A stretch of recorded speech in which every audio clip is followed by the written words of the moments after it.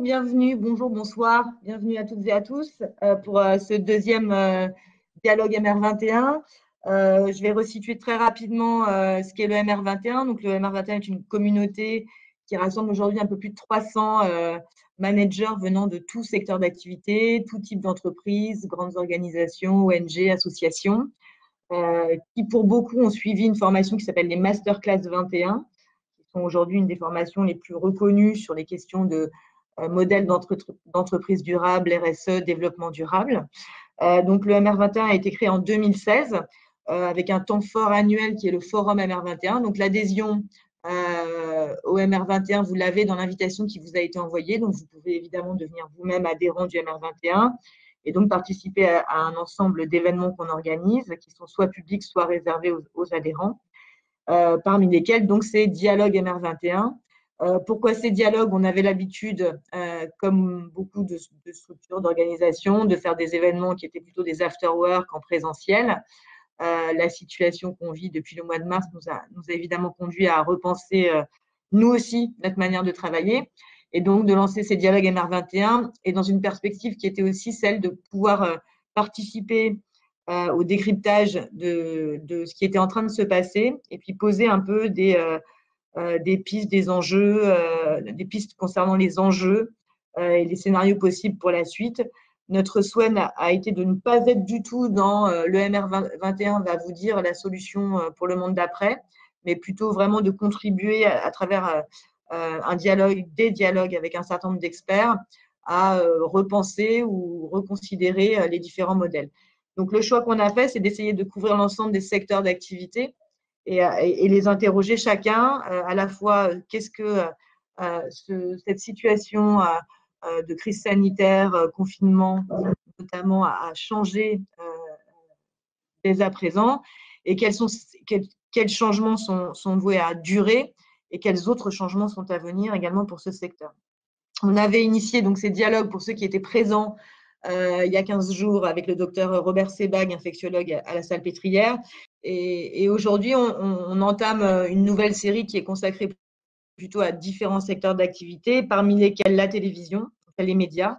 Et effectivement, il nous a paru extrêmement intéressant d'interroger un média d'importance pour regarder comment ce média avait évolué. Il se trouve que ce média, donc, c'est TF1, et je remercie Christelle Leroy, donc la directrice RSE de TF1, d'avoir accepté notre invitation pour deux sujets. D'abord, le retour constaté de beaucoup de Français vers la télévision, alors que le média télévision était qualifié de vieux média versus les nouvelles plateformes, etc. Donc, pourquoi ce retour et quelles nouvelles responsabilités et rôles engendrés pour ce type de médias, et quels nouveaux récits, nouveaux contenus ont été pensés, quelles nouvelles relations avec les citoyens, la société est-ce que ça va impliquer, et puis quelles vont être les évolutions durables pour demain. Donc, tous ces sujets, vous voyez, sont assez vastes. On va essayer avec Christelle de les passer tous, et évidemment, il y aura un temps pour les questions. Donc, peut-être, Christelle, merci encore. Merci à tous. Pour démarrer, donc avec une première thématique qui serait le retour de la télévision pendant cette crise, pourquoi et comment. D'abord, peut-être une première question, comment est-ce que les journalistes d'un média TV travaillent dans une période de confinement où les gens n'ont plus le droit de sortir, où ils vont dans des lieux où il n'y a personne, et avec une situation sanitaire qui implique un certain nombre de réglementations et de règles à respecter? La première chose, et c'est vrai que toute notre politique RSE, notamment en priorité le volet social, et on s'est notamment attaché à la santé et à la sécurité de l'ensemble des collaborateurs, y compris les journalistes qui étaient en première ligne. Donc déjà avant même le début du confinement, quand ils revenaient d'une zone infectée, en fait, ils étaient systématiquement mis en quatorzaine. Et voilà, on s'est très vite équipés de tout le matériel pour assurer la protection des collaborateurs. Donc voilà, c'est comme ça qu'on l'a géré. C'est vrai qu'on avait, durant tout le confinement, il y avait 400 à 600 collaborateurs, essentiellement des journalistes, sur site.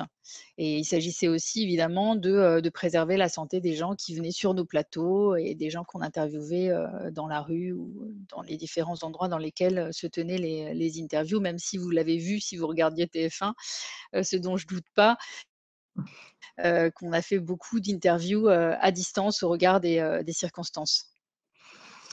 Bien, alors peut-être pour continuer sur ce sujet, une question peut-être sur la continuité de la diffusion également, et puis de nous faire comprendre peut-être, Christelle, qu'est-ce qui, selon vous, fait que les Français sont revenus vers un média télévision, et en particulier sur TF1, et comment vous avez appréhendé ce sujet et comment vous l'avez traité?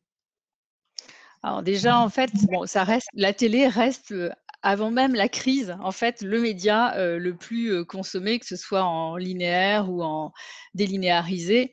C'est sûr que les audiences ont augmenté de manière significative, y compris sur, des publics jeunes, mais on reste quand même avant même la crise à 3h40 en moyenne, chaque jour. On a pris 1 heure, largement pendant la crise avec des pointes à plus de 5 heures. Donc, pourquoi la continuité de la diffusion? Parce que, de par notre rôle, en fait, cette crise, elle a renforcé finalement la dimension, servicielle, la dimension sociétale, de notre groupe média. Et donc, il s'agissait déjà de diffuser tous les messages du gouvernement, à commencer par les gestes barrières, et puis l'info, la désinformation du gouvernement qui était transmise à chaque grand rendez-vous de l'info. C'était aussi énormément de recommandations pour éviter la propagation du virus et le surchargement des services hospitaliers. Donc, c'est pour cette raison qu'on a accordé une très grande place à l'info. Au final, en rallongeant en fait les JT, on s'est retrouvé à produire un 3e JT, l'équivalent d'un 3e JT dans la journée. Et puis, il y a eu aussi des magazines d'info supplémentaires. Voilà, l'idée, ça a été vraiment de mettre l'info, même si on avait aussi un autre objectif qui était, au regard du climat anxiogène dans lequel on vivait tous, de divertir nos téléspectateurs. Et pour ça, on a aussi adapté notre grille avec des grands rendez-vous familiaux. Sur la partie information, peut-être si on peut y revenir, Christelle, vous Ouais. me disiez que vous aviez su attirer un public qui était désireux d'une information fiable, authentique et non anxiogène, d'où ces 2 piliers, informer et divertir. Comment vous avez déployé cette offre de contenu qui soit au plus proche des besoins, et également cet aspect lutte contre les fake news qui est aussi un élément très important de votre rôle dans cette crise-là?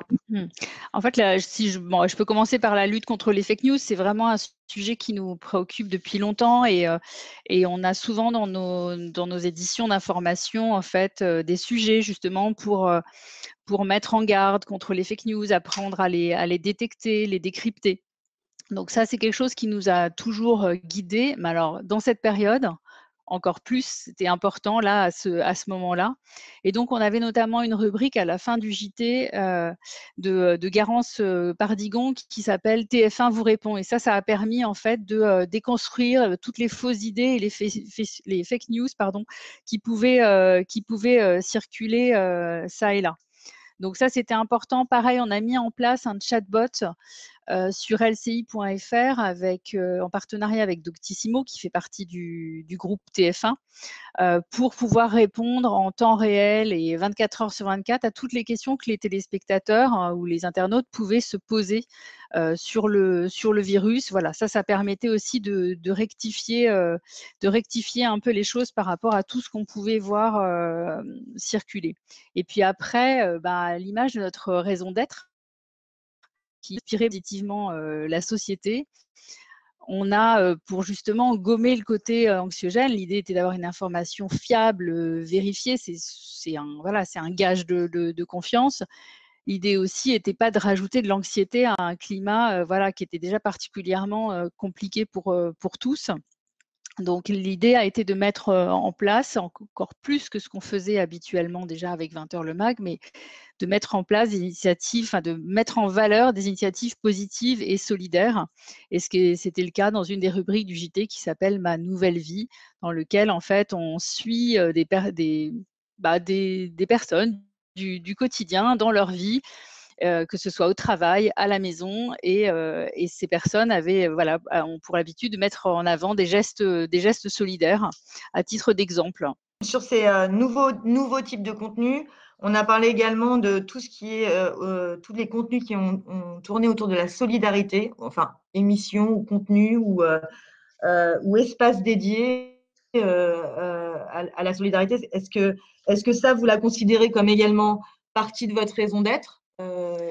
Est-ce qu'elle Oui. avait été pensée comme ça avant, ou est-ce que finalement cette crise-là fait que cette dimension solidarité va être encore plus intégrée à cette raison d'être? Comment vous l'avez approchée? En fait, alors la solidarité, c'est vraiment une histoire ancienne pour TF1. J'en veux pour preuve qu'on a, on a noué des partenariats avec des associations, pour certaines depuis plus de 30 ans. C'est le cas de la Fondation Hôpitaux de Paris, Hôpitaux de France, qui est surtout connue pour l'opération Pièce jaune, mais aussi le SIDAction qu'on soutient depuis 26 ans. Donc, assez naturellement, en fait, les associations se sont tournées vers TF1 et il y avait des besoins. Ça a commencé par la Fondation Hôpitaux de Paris, Hôpitaux de France, qui est venue nous voir parce qu'ils avaient un besoin qui était déjà de recenser en fait les besoins urgents des hôpitaux. Donc, on a mis en place un hashtag qui s'appelait Solidarité Hôpitaux, qui permettait à la fois de recenser les besoins des hôpitaux, mais aussi de recenser les offres de produits et services des entreprises. Donc ça a été, on va dire, le premier volet. Et puis ensuite, il y a eu toutes les campagnes d'appel aux dons. Et c'est vrai qu'on s'est attaché, évidemment, on a été extrêmement sollicité. Au total, on a dû aider près de 30 associations durant cette période. Pour vous donner une idée, on en a aidé 150 en 2019. Là, durant juste on va dire 2 mois de crise, on en a aidé 30.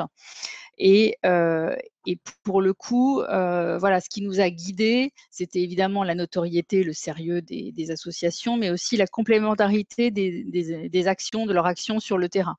Donc, on s'est attaché à non seulement la partie hôpital, la partie recherche médicale, les violences faites aux femmes qui malheureusement découlaient du confinement, et l'aide aux personnes vulnérables, aux démunis, aux sans-abri, voilà. Et puis pas seulement, parce que finalement, il y avait aussi des associations qui ne n'œuvraient pas forcément en lien direct avec le Covid-19, mais qui voyaient leurs dons diminuer de manière très significative.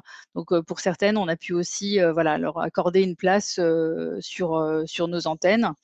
Donc, c'est à la fois à travers des campagnes de spots gracieux, mais pas seulement, parce qu'en fait, pour certaines, les associations arrivaient avec un message qui n'était pas adapté à la crise. Donc, on s'est retrouvé en fait à devoir produire nous-mêmes des spots pour ces associations afin que le message soit le plus percutant possible auprès du public.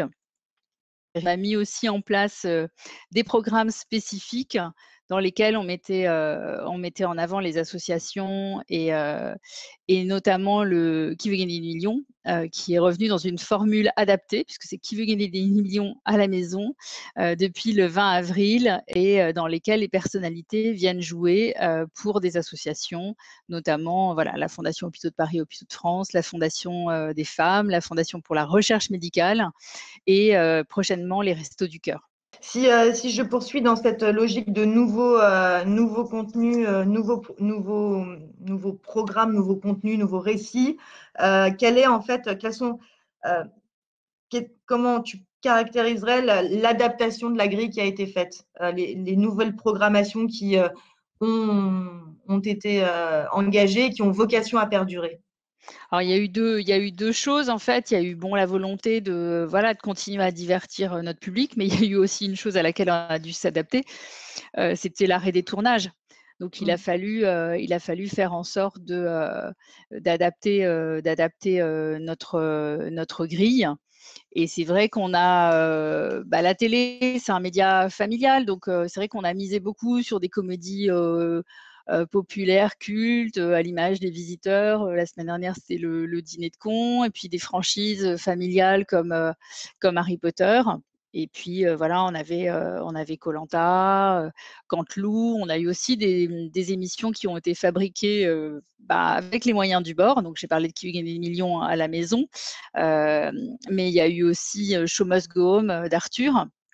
On s'est adapté. C'est Canteloup aussi est revenu dans une version à la maison, en tout cas pour Alessandra Sublet. Et voilà, ça permettait d'apporter un peu de légèreté. Oui. Alors, peut-être avant de passer aux enseignements que vous avez tirés de cette période de crise et comment elles vont se matérialiser pour la suite, peut-être on peut faire un petit zoom sur deux publics particuliers. Le public des jeunes, qui est, alors, peut-être pas forcément votre public le plus important habituellement. Donc, comment vous expliquez ce retour des jeunes également vers la télévision et ce qui a été fait aussi pour le public plutôt enfant dans le cadre de cette période. Je pense que les jeunes avaient aussi un besoin d'information au même titre que les adultes au final, puisque tout le monde était concerné à son niveau. Et c'est vrai que pour les enfants spécifiquement, on a mis en place des messages de prévention. Notamment, on a un nouveau spot depuis hier sur nos antennes qui a été produit par les producteurs de la série animée Miraculous et qui a été fait en partenariat avec la ville de Paris et l'UNICEF, où les deux héros de la série mettent en avant les gestes barrières à respecter. Et puis, on a eu aussi, en fait, à l'initiative du ministère de l'Éducation nationale, qui a poussé le label Nation apprenante, TF1, enfin le groupe TF1 à travers ses chaînes Histoire et Ushuaïa a mis gratuitement sur MyTF1 des contenus issus de ces chaînes avec le label. Donc il s'agissait de documentaires qui étaient cohérents avec le programme des collèges et des lycées. Et en parallèle des documentaires qui portaient le label Nation apprenante, on a mis aussi, de la même manière, gratuitement sur MyTF1 accès à des documentaires qui habituellement étaient réservés aux chaînes payantes. Merci pour tous ces éléments concernant la période, disons, entre guillemets, actuelle. On va passer peut-être à une séquence qui serait plus sur les enseignements que vous avez tirés de cette période. Et notamment, ce dont on entend parler partout, c'est-à-dire le monde d'après. Alors, quel rôle vous entendez jouer, vous, dans le monde d'après ? Alors, TF1 n'est pas en reste puisqu'on a lancé il y a quelques semaines en partenariat avec Sciences Po et Blue Nove, une consultation citoyenne qui a plusieurs buts en fait, à la fois permettre aux Français, quels qu'ils soient, de témoigner, de débattre, justement pour imaginer ce monde post-coronavirus, puisqu'on va tous le créer, ce monde. Et pour le coup, ça va être assez intéressant sur la durée, puisqu'il est prévu que les résultats soient partagés avec les pouvoirs publics, que ça alimente évidemment nos journaux, voire que certains puissent témoigner en fait aussi dans nos journaux télévisés. Donc voilà, ça va vraiment apporter du contenu et les thématiques en fait, c'est sur le vivre à distance, sur les libertés. Et le monde de demain sur le plan de l'économie, du lien social. Sur la partie pensez vos contenus et vos rôles de demain, comment vous voyez l'impact durable de ce qui s'est passé ? Clairement, on avait déjà engagé ça depuis longtemps, mais je pense que ça va forcément renforcer la proximité avec le public et les interactions avec le public. C'est évident, en fait. Aujourd'hui, on est dans une relation où effectivement, une place de plus en plus importante à nos téléspectateurs, et donc ça doit se poursuivre obligatoirement. Peut-être, Christelle, vous pouvez donner des exemples de ce lien renforcé entre entre vous et les citoyens, entre la société et les citoyens dans le cadre des contenus que vous avez commencé à produire ? Pour l'instant, c'est pas là on est encore dans la crise, donc en fait on maintient les rubriques existantes dans nos JT. Donc en tout cas, c'est ce vers quoi on va forcément aller en fait. Donc là, on est plus sur le plan sociétal, sur le plan environnemental. Qu'est-ce qui a changé dans cette période ? Alors, il y a déjà des choses qui ont changé de fait, hein, les trajets domicile-travail, l'arrêt des tournages. Je pense que, alors j'ai pas eu l'occasion d'échanger avec tous mes collègues de la prod, mais on a voilà, appris tous à travailler différemment. Donc, à adapter nos moyens de production, en faisant des choses qu'on n'imaginait absolument pas faire quelques semaines avant le début du confinement, même si on se préparait à cette crise. Voilà, je pense que personne n'imaginait tout ce on serait capable de mettre en œuvre. Donc, c'est sûr il va en rester quelque chose sur la production. Je pense que ça sera très vertueux. Alors peut-être pour terminer, je pense que ce serait peut-être intéressant que vous avez évoqué dans la discussion la raison d'être. Oui. Peut-être, est-ce que on peut la résumer? Alors, je ne sais pas si on peut la résumer très rapidement, mais en tout cas, ces principaux éléments et peut-être du coup ton rôle aussi en tant que directrice RSE dans le groupe TF1. Et est-ce que cette raison d'être, elle continue d'être parfaitement pertinente après ce qui s'est passé ou est-ce qu'elle a vocation à être repensée ou est-ce que certains piliers finalement sont passés sur le devant? Quelle est ton évaluation Alors, j'ai entendu partiellement ta question, mais je pense que je la reconstitue. Donc, sur la raison d'être, donc qui est inspirer positivement la société, on a tendance à dire que la raison d'être, c'est quelque chose c'est une sorte de boussole en fait. Quand justement en cas de crise, c'est quelque chose à laquelle on pourra se référer. Et c'est bien ce qui s'est passé dans le cas de TF1 puisque c'est ce qui a guidé nos choix éditoriaux. Et c'est vrai que quand on est un média comme TF1, on se doit d'être exemplaire. Donc, c'est vraiment quelque chose qui nous a guidés et continuera à nous guider. Avant même la crise, il existait un sujet dans le 20h qui s'appelle 20h le mag, qui justement met en avant des héros du quotidien. Pareil, dans nos fictions, on essaye de mettre en avant. Parfois, c'est basé sur des histoires vraies. Parfois, c'est plus de la fiction. Mais en tout cas, on a cette envie de faire, comment dire, de faire que les téléspectateurs repartent pas seulement avec des belles histoires, mais avec des idées. Alors, c'est peut-être pompeux de dire qu'ils vont transformer le monde, mais en tout cas, oui, donner cette impulsion. Du coup, alors on a décidé avec Christelle de faire un petit exercice un peu différent d'habitude. C'est que Christelle se présente en fait à la fin. Et donc, on s'est dit que c'était peut-être intéressant de conclure l'intervention de Christelle par voilà, le rôle d'une directrice RSE dans un groupe média comme TF1. Bah, mon rôle, c'est à la fois d'accompagner les business, y compris voilà, dans ces périodes de bouleversement. Donc, bien être informé de leurs enjeux pour les accompagner au mieux, les éclairer. Mon rôle, c'est d'impulser des choses, mais c'est aussi de ne pas brider les business. C'est-à-dire qu'il y a énormément d'initiatives dans tout ce que j'ai cité. Voilà, il y a des choses que j'ai gérées directement, mais il y en a beaucoup qui sont venues de mes collègues, notamment au niveau de l'info. L'idée, voilà, c'est ensuite de les valoriser, de les mettre en cohérence.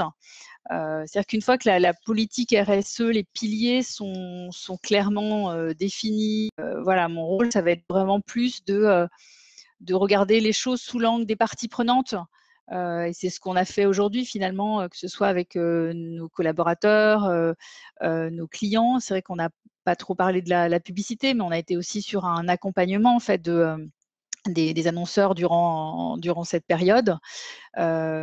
Pour certains, ils ont dû retirer leur campagne parce qu'ils n'avaient pas de message adapté, mais voilà, pour d'autres, ils ont eu des messages adaptés. Et la publicité dans cette période, elle a aussi servi en fait à donner des informations. Pour certains, c'était des spots pour remercier leurs collaborateurs. Donc voilà, c'est vraiment sous l'angle des parties prenantes que moi j'envisage mon job, c'est-à-dire que voilà, j'essaye d'élargir un petit peu le spectre.